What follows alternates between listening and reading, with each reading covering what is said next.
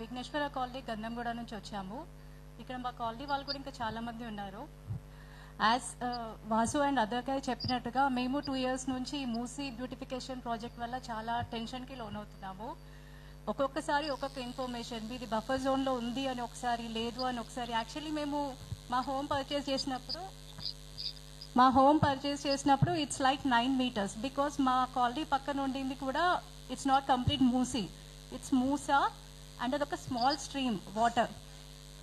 అది మూసీ కింద కన్వర్ట్ చేసి వెబ్సైట్లో మీ బఫర్ జోన్లో ఉన్నారు అని రీక్రియేట్ చేశారు. మేము రిజిస్ట్రేషన్ చేసుకున్నప్పుడు కానీ ట్యాక్స్ పే చేస్తున్నాము, అన్నీ చేస్తున్నాం, కానీ మా ఇల్లులకి ఇలాంటి ఇష్యూ ఇప్పుడు రీక్రియేట్ చేశారు just for the purpose of the beautification project. మేము కాలనీ ఎస్టాబ్లిష్ చేసి 8 years అవుతుంది. 8 years అప్పుడు రిజిస్ట్రేషన్స్ అప్పుడు మాకు ఎవ్వరూ బఫర్ జోన్ అది ఇది అని చెప్పలేదు. బట్ బిఫోర్ 2 years అటువైపు కాలనీ మొత్తం రిజిస్ట్రేషన్స్ బ్లాక్ చేసేసారు, stating that is buffer zone area అని. హాఫ్ కాలనీ అరౌండ్ 100 homes ఇప్పుడు బఫర్ జోన్ అంటున్నారు.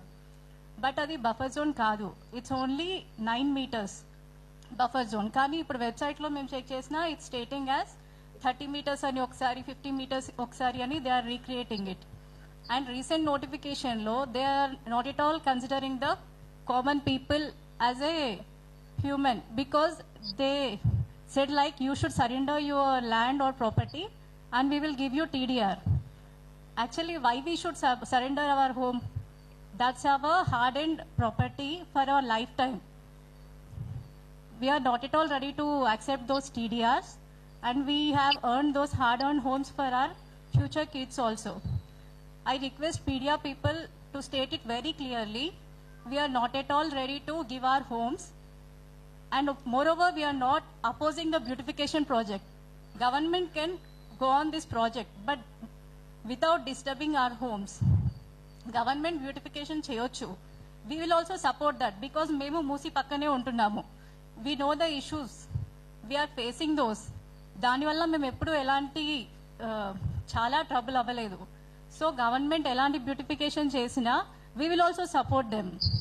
కానీ గవర్నమెంట్ అసలు మా నోటీస్కి ఎప్పుడు రాలేదు. మేము ఈ పేపర్లో ఆ పేపర్లో వెతుక్కొని ఇలా అవుతుందంట మన ఇంటికి, అలా అవుతుందంట అని తెలుసుకోవడం తప్ప మాకెప్పుడు క్లియర్ నోటీస్ లేదు.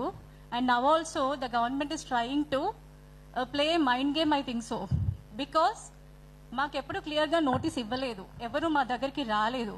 ఎవరో వస్తారు, సర్వే చేస్తారు, ఇక్కడి వరకు పోతాయమ్మా అక్కడి వరకు పోతాయమ్మా అని చెప్పడము. దానివల్ల మేము టెన్షన్ పడ్డము, వాళ్ళతో వీళ్ళతో డిస్కషన్స్ పెట్టుకోవడము, జన్ ఆందోళన్ టీంకి అప్రోచ్ అయ్యాము.